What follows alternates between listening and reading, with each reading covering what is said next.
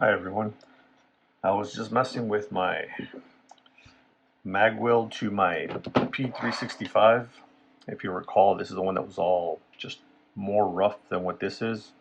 It's not perfect. It's got things like that little flat spot. You can see how large that is. This one was small and it's more rounded out. But again, you can get these for a lot more. As far as the aluminum ones that are really nice, they're running you about $80. This is a budget gun. I don't want to invest $80, so I got this for less than 20.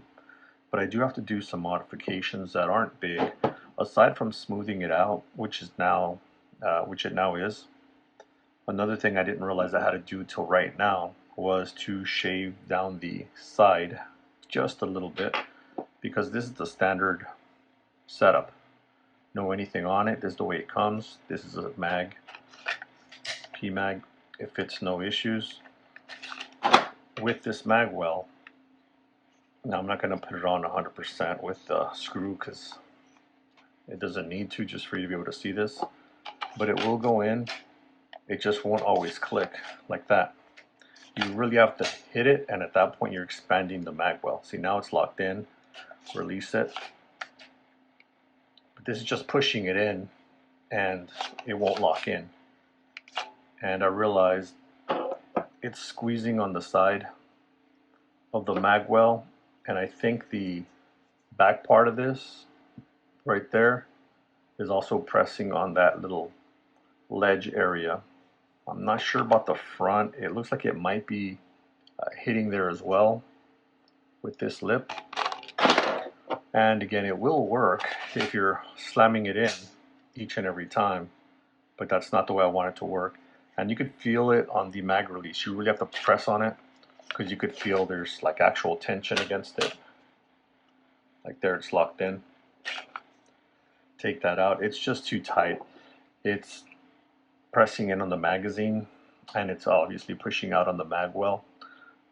I don't know that that'll cause any jams because you are squeezing the magazine. I don't know if that'll affect the rounds or the spring. I don't think it's enough to do that, but I'm not sure. But the main reason I want to go ahead and modify this, or just kind of shave a little bit off the side, is because I want to be able to use different magazines. I haven't tried the Glock magazine, which I should. I do have a 19 round magazine I could put in here just to see, or I'm sorry, the 15 round magazine, just to see if it's just the base pad of these that's the issue.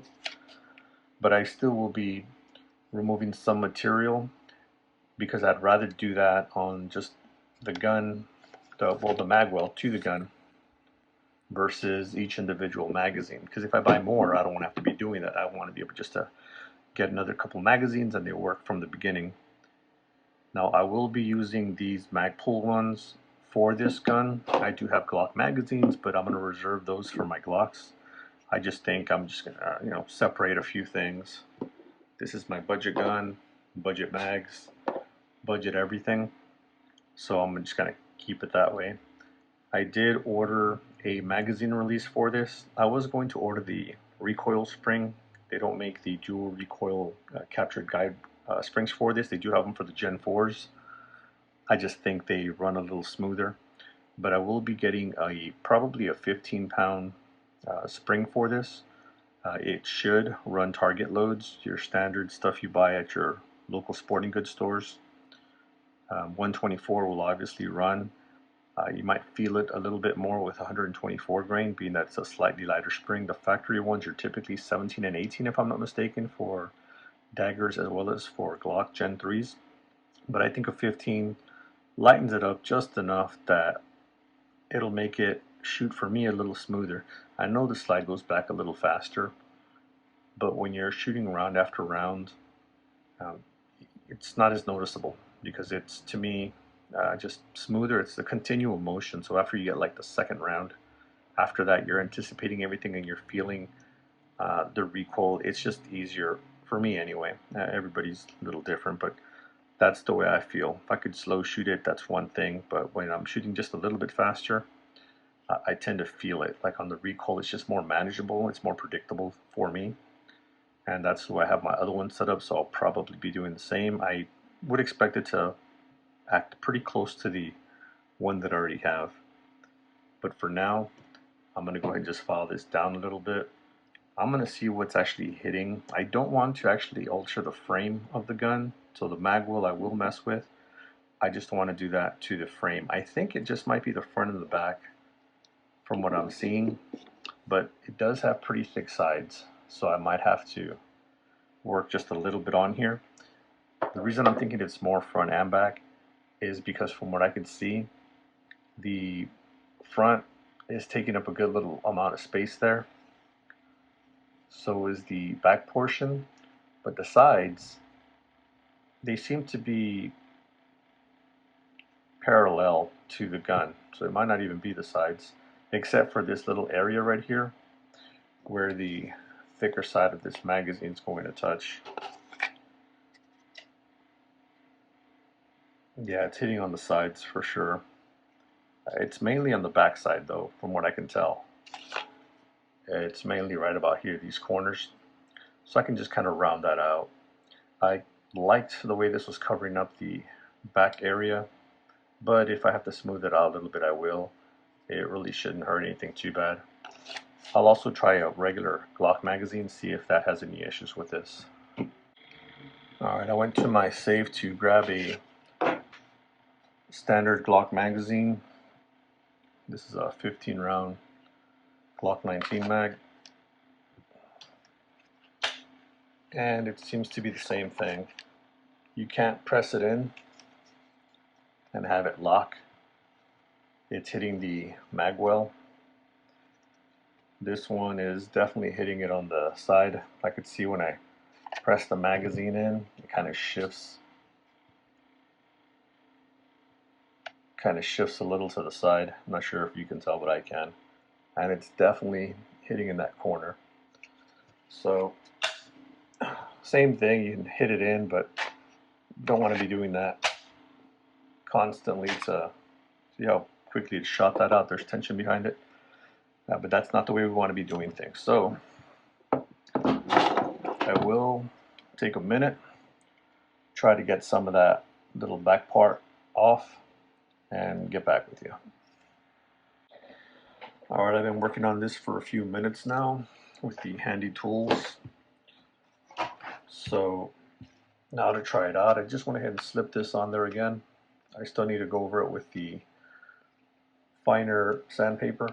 One thing you don't want to do if you're doing this is this lip right here on the front, and this is pretty much on most magwells. See if you can see that here.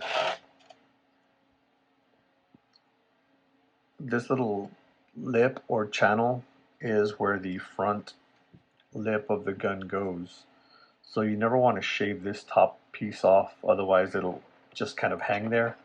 And it might work if it was aluminum, but realistically, what you're risking is this just catching on something and then just flipping back, snapping off, because in the end the gun is still plastic and this is still a metal screw that would go in there, so you break that off. There are some of these mag wheels that don't have that, where it just kind of sits over it and hangs and it's all supported by the back, but those usually have a longer and thicker support that goes in there. So something to just be wary of. If you mess it up, it's a few dollars, but still it's a headache you can avoid if you can. So I went ahead and smoothed this out on the inside just to make it not have any sort of places for it to catch. Now the bad thing on this is if I was going to be using this for like reloads, taking away some of the material on the side to allow the outside of the base pads to fit essentially defeats the purpose of the mag well, because now the top part is flared out, but now you have the lip being formed by the gun itself, by the grip of the gun. You should be able to see it right there. You know, it's a decent amount, which is why I made this as smooth as possible. Again, I don't want to mess with the actual frame, but it is still relatively easy. It's not like you deliberately catch anything on there. It's still better than having no magwell, but as you can see it now, ejects, that's the standard, and this is the Magpul. So the Magpul one was the one that was a little bit wider. So I did open it up a little bit. This magwell in general looks like it's a little offset. This part looks a little uh, thicker, and I was able to leave a little space in between here. This part appears to be a little thinner, and obviously not as much space there. But again, you get what you paid for. It's still going to look all right. No one's going to look at it that closely besides you when you're, doing stuff like this. But I think it came out all right. So the last thing I'm going to do is get a 600 grit sandpaper. Probably could have used 800, but I think 600 is fine. And then just kind of smooth this once over. So get rid of all these little scratches, at least as much as is reasonable. And then go ahead and put this back. And we'll check that out in a second. Alright, it's been just a couple more minutes. Went ahead and finished this up. I just smoothed it all nice and as even as I could. Again, it's not perfectly symmetrical, but that's just the way it came. I'm alright with that. So it's sitting in there flush. It's got this one flathead wood screw. It's a bit of an angle when it goes in. I don't recall where I left the bit for this screwdriver, so let me look for that. Alright, here it is. Let's just go ahead and tighten this down.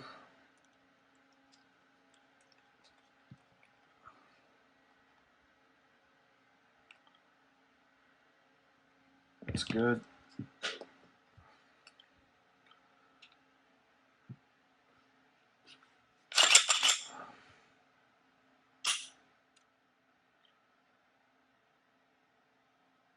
I'm just making sure it doesn't come off by gripping it like I mentioned on my other video. When you press down, it really helps tuck in your hand, but you're also putting pressure on the magwell, so I just want to make sure it's nice and solid, and it is. Regular Glock mag comes right out. P-mag snaps right in, stays locked in, comes right out. So definitely not bad. You just have to do a little bit of sanding. I use a Dremel tool to make it a little bit faster, but you could do it with nothing but sandpaper. I just don't want to take that long. And as you can see, I try to make this as even as possible. It's not perfect, but it doesn't have to be. It's on the underside. This area did have like little levels. You can see like little lines from the 3D printing. That's why I smoothed that out so it's not a bunch of little mini ledges where the magazine could get stuck. Honestly, for me, I'm not again a competition shooting or reloading fast or anything, but you'll just eventually just start chewing away your magazines. Why do that if you don't have to? And this is the back side. Again, just try to make that as symmetrical as possible. It is really, really smooth. No jagged edges anymore. It's a huge comparison from when I first put it on. Again, you can check out the prior video on that. You'll see how this was just rough. And it looked like somebody took a really, really jagged knife to it. So these are the magazines I'm going to be using for this gun. I think I have two of them. I know I gave one of them away, the 26 rounder, because I just don't like the way it looks on anything. I don't use it for my AR9s because it looks weird compared to the Glock ones. And I don't really like them sticking out on these because it ends up looking like this, which just looks odd in general. It's good if you're at the range, gives you those extra rounds, but rather not. So here it is. Again, there is a company, I forgot which company it was, that has something that looks similar to this, but it's aluminum, much nicer fit and all of that. But again, you're looking at $80. I think it's $89 actually. But this little magwell, less than $20.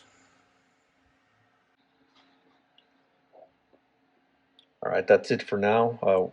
Upcoming video is going to be a mag release. I've already ordered it, just waiting to receive that. As you can tell, if you're right-handed, you're perfectly fine with that.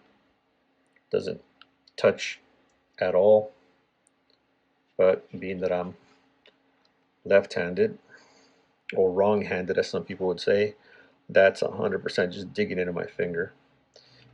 It's never enough that I've ever had issues with, shooting and dropping the magazine on any gun, because it's more of a like upward press into the corner of the mag release. So I'm going to be getting rid of that.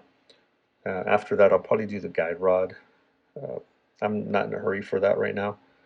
Right now, this should be sitting at 18 pounds. I'll probably install that 15-pound one that I've been looking at.